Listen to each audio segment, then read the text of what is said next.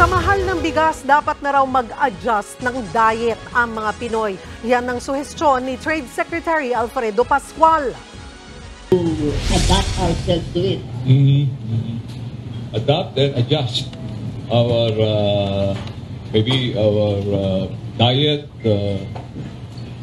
But yun nga, diet kasi is very traditional, di ba? You are used to eating rice during breakfast. Ang hirap mag-shift.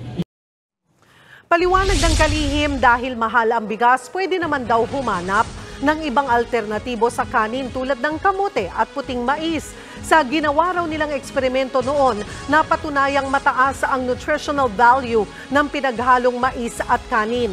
Mas mabilis at mas mura rin daw ang produksyon ng mais dahil kaunting tubig lang ang kailangan para magpatubo nito. Tiniyak naman ng DTI na patuloy na gumagawa ng hakbang ang gobyerno para mapataas ang produksyon ng mga magsasaka. Very clear naman ang ginagawa ng government. We're increasing the productivity of our farms. We're applying all possible solutions, including industrialization of farms, the subsidy for fertilizers, even distribution of hybrid seeds in case of rice. Mga kapatid, Julius Babaw po. Iba na ang may alam at may pakialam sa panahon ngayon. Huwag maging huli at maging una sa lahat sa balitaan. Mag-subscribe at mag-follow sa social media pages ng News 5.